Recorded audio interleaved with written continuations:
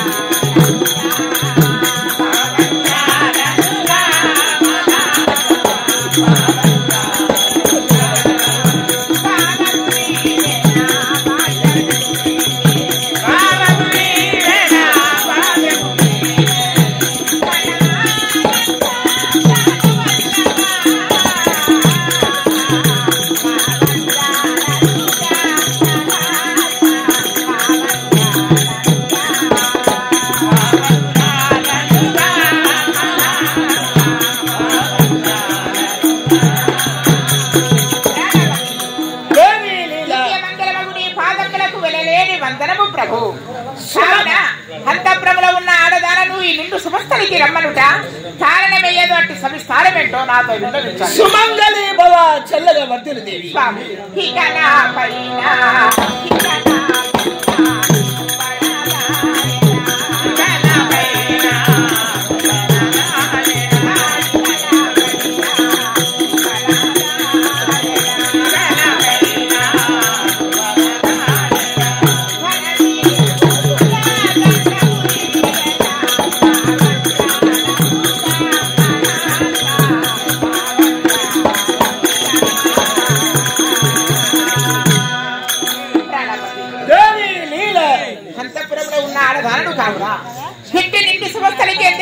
నన్ను రమ్మన్నావు అట్టి సవిస్తారమేంటో నాతో విన్నవించండి ప్రభు.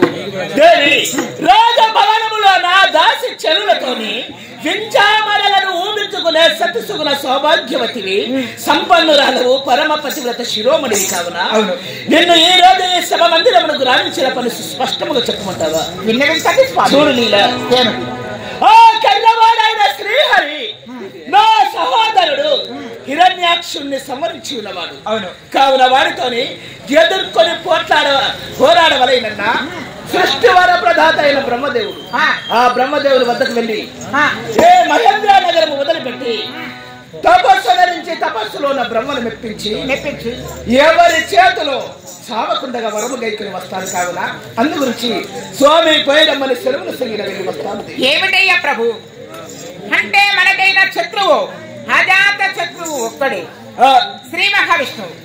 అంటే దొంగవాడు మాయావి కావున ఏ రూపంలో వచ్చి చంపుతాడనే భయ భీతి చేత అంటే మీ తమ్ముల్ని చంపాడు. శూద్రమనగా పంది అవతారం చేత మీ తమ్ముల్ని చంపాడు కావున మాయావి ఏ అవతారం చేత మరి వచ్చి చంపుతాడు అని అంటే నీకు చావకుండా వరము కావాలన్నా మందరాత్రి పర్వతం వెళ్ళి తపస్సులు చేసి బ్రహ్మను మెప్పించి చావకుండా వరము గైకులు వస్తారా? అవును దేవి, తపస్సులో బ్రహ్మదేవుని ఆయన అతనిలోన నేను అతన్ని మెప్పించి వరం గైకులు వస్తారు. కావున స్వామి నేను ఎలా ఉన్నారో తెలియనా? ఏమి నిన్ను చూడాలి అంటే గర్భము చేత ఉన్నాను. నిండు గర్భవతిని నన్ను ఒంటరిగా వదిలివేస్తే నీ వెలుట నీకు ధర్మమేనా? దేవి కోటివేల రాక్షసులు ఉన్నారు కావున ఒక్క మాట మనోనాద వందన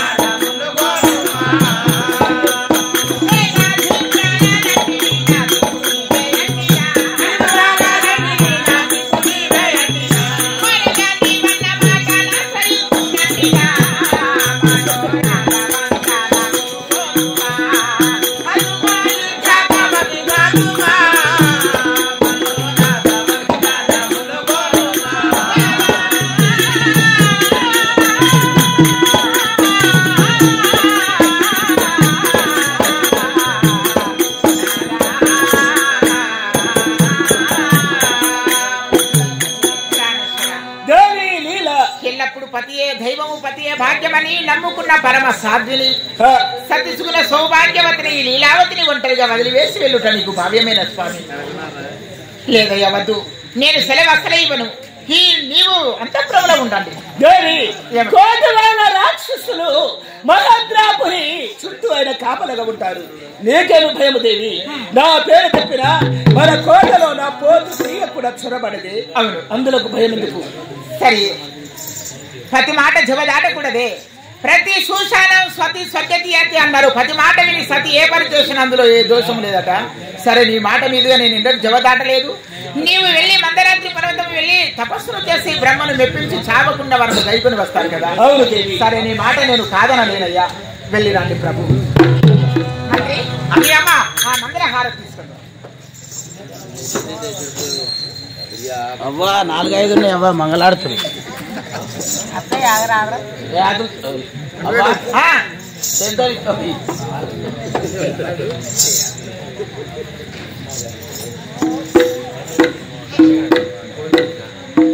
ప్రాణేశ్వర దేవి,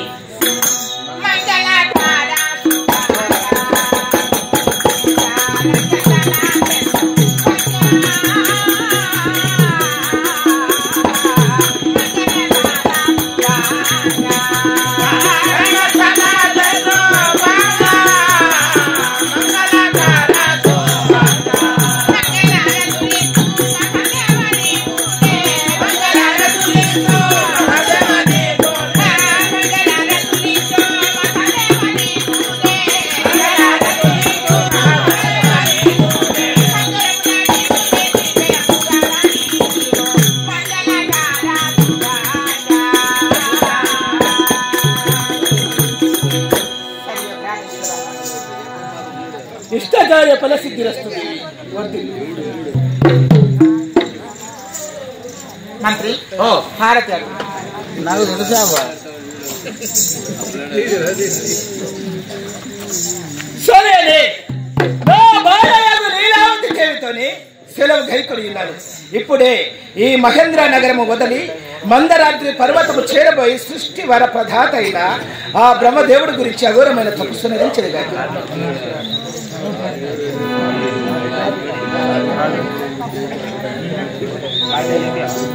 శంభో హర హర మహాదేవ.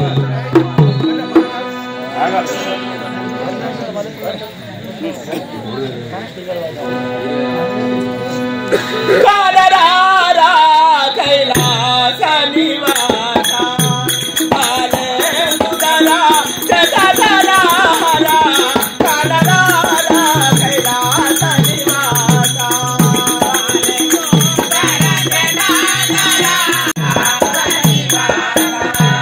నిన్ను గోడమది కోరితిరాని సన్నిధానమునా తెలిపిరా.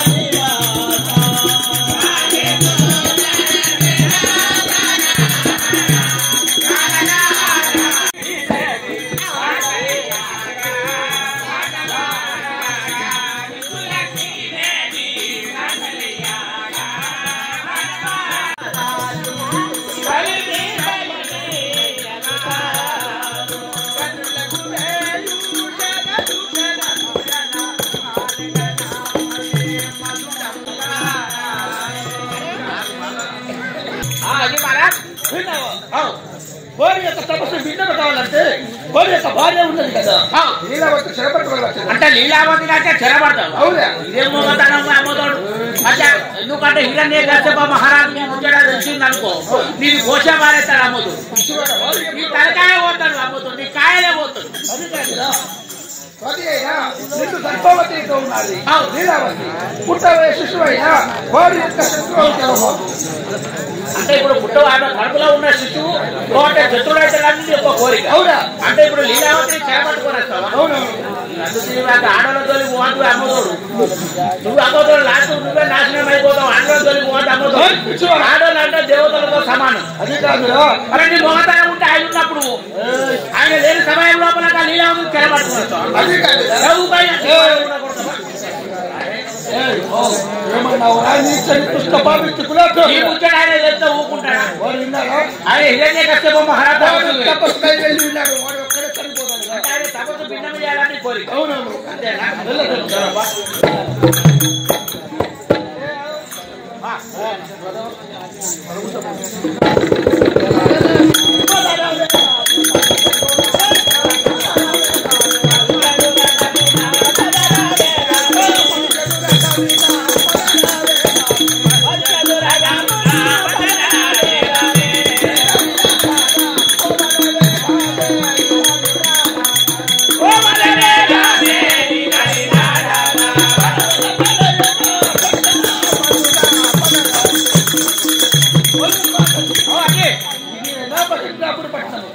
మహేంద్ర నగరం అంటే అమ్మతోడు అంటే ఆ ఫోటో చుట్టూ ఎంతమంది రాక్షసులను కావాలి పెట్టింది. ఆ రాక్షసులు ఇట్లా నిన్ను చూసి రానుకో నీ కాయలు పోతారా అయ్యా అంతే అంతే ఇలా నాకు తెలిసే దేవేంద్ర హలో ఇట్లా చేయాలండి అర్థం ఉంటాన్న అరే సగం చేస్తే అద్దువా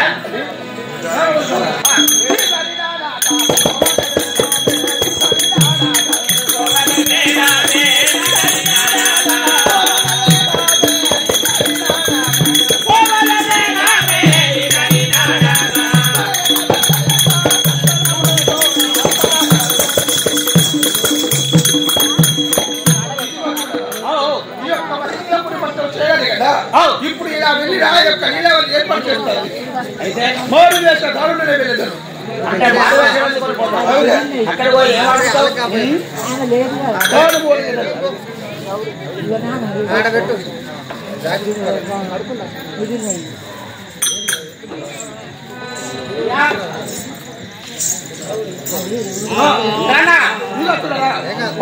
పడుకొని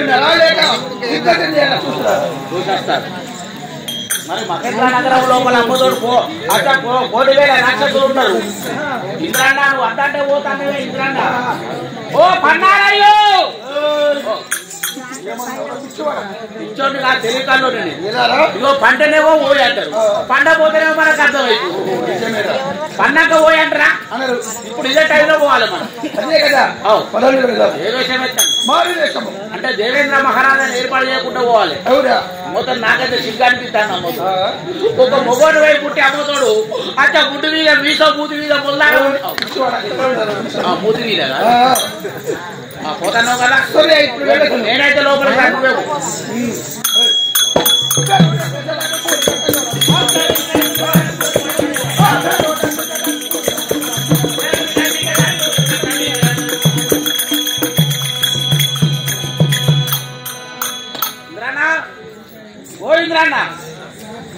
ఇంద్రాను భయపడతాను నావే లోపలికి వచ్చుతాను.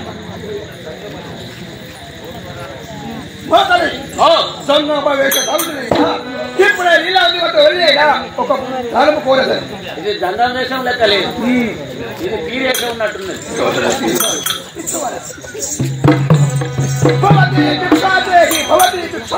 అమ్మా ఏమిటి భిక్షగాలు అందినట్టున్నది. సరే ఆ భిక్షం వేసి సగనం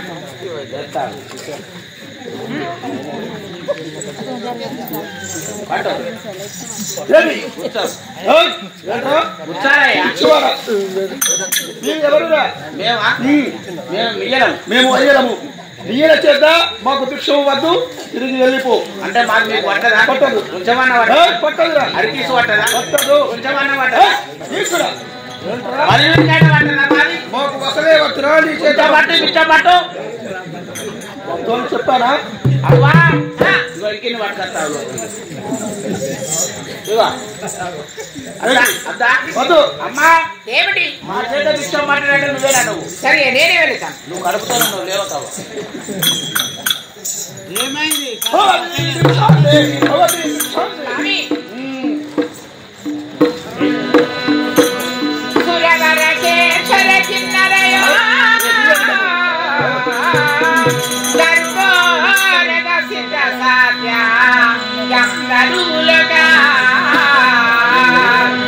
మరి మీకు చేసేదా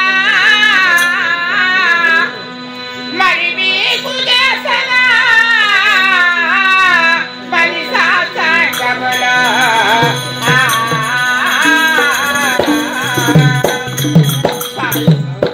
గంధర్వ కిన్నర కింపురుషులో కానీ సరే మీ యొక్క పాదములకే వందనము. సరేనయ్యా అతిథులై మా అంతఃపురము చేరుకున్నారే సరే మీకు ఏ దానము కావాలో కనకనక వస్తువాహములో ఏది కోరినా ఆ దానము తప్పనిసరిగా సంగతులు ఇస్తున్నావా నిజమా ఇదిగో కోరండి కోరిన దానము గొప్పనిచ్చగలరు మాట తప్పవు కదా. ఇదిగో నీవైనా నిన్ను గర్భవతి కదా నీ యొక్క కడుపులో ఉన్న శిశువైన నాకు దానము కావాలి. ఏమిటి ఎంత మాట గర్భములో ఉన్న శిశువుని కోరాడంటే నిజముగా అతిథిగా వచ్చినా ఏమన్నా మారు రూపమున వచ్చాడా ఎవరు కావచ్చును ఇప్పుడే వీక్షించదని చూడవయ్యా ఎవరు కావచ్చును నిజముగా చూడాలన్నా మారువేషధారుడయ్యా యొక్క దేవేంద్రుడు వచ్చాడు. స్వర్గాపురి పట్టణం పరిపాలించే దేవేంద్ర మహారాజు మా యొక్క మరది కాదు మరది. ఏమిటయ్యా ఎందు గురించి వచ్చావు నా నీ యొక్క తిరుగుతుడు అన్నరాయని సమయమునే వచ్చాను. అన్నలు ఉన్నాడా నిన్ను ఎక్కడ పట్టుకొని తీసుకెళ్ళగలరు. ఏమన్నావు నన్ను చెర తీసుకువెళ్ళడానికి వచ్చిందివా? అవునవును చూడవయ్యా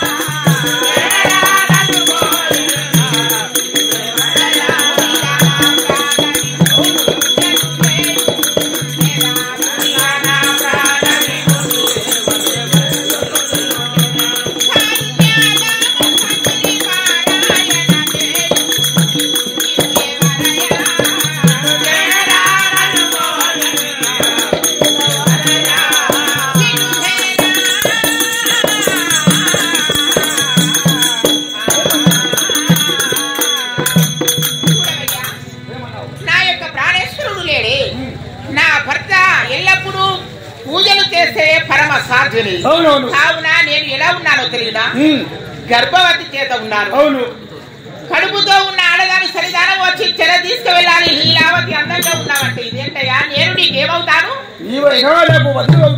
వదినంటే ఏమిటో తెలిసిన వదినంటే తల్లి వెనుక తల్లి వదినమ్మ అమ్మ వెనుక కన్న తల్లి వెనుక తల్లి వదినమ్మే. నేను నీకు తల్లి లాంటి దాని నన్ను చూసి నా అంగ చందము వర్ణిస్తున్నావు నీకేమైనా పోయే కాలం వచ్చిందా?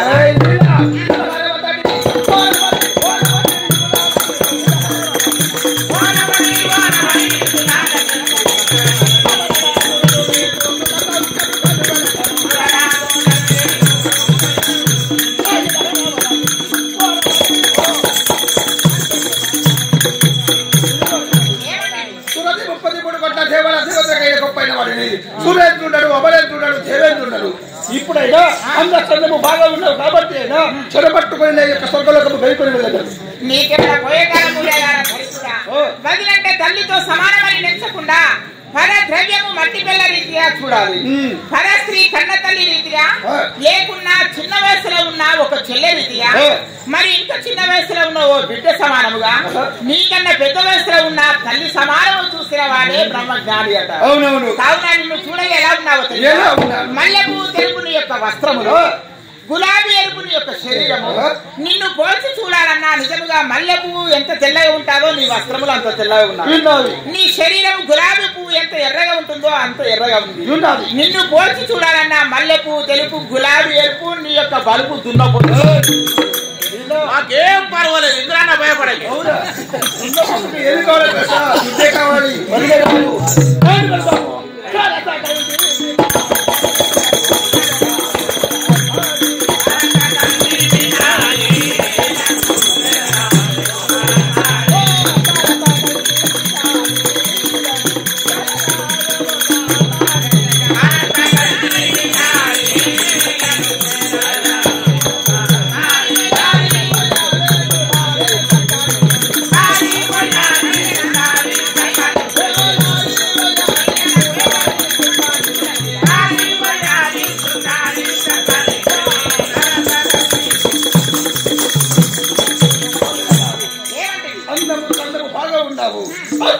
ఉన్నావు కాబట్టి నీ యొక్క వర్తించాను రాండు.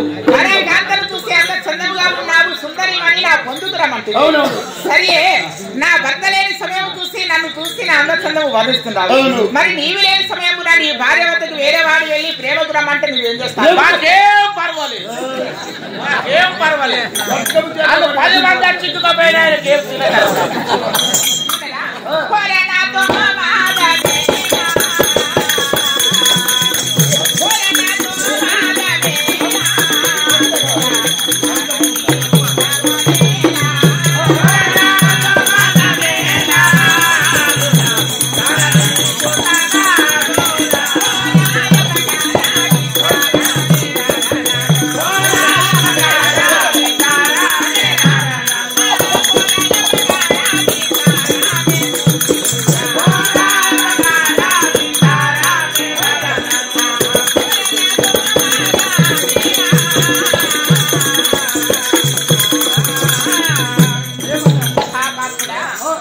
చూడవయ్యా, నేను ఒక తల్లితో సమానము. నీకంటే వయసులో పెద్దదానము, ఆస్థానంలో పెద్దదానము. నన్ను చూసి నీ అన్న భార్య అంటే అవును వదినమ్మా. ఒకవేళ నా భర్త ఈ సమయంలో ఉంటే నీ ప్రాణములు తీసేవాడు. వాడు ఎప్పుడు వస్తాడు? ఎక్క తపస్కరి వెళ్ళేవాడు ఎక్కడైనా చనిపోతాడు వాడు. కష్టపడు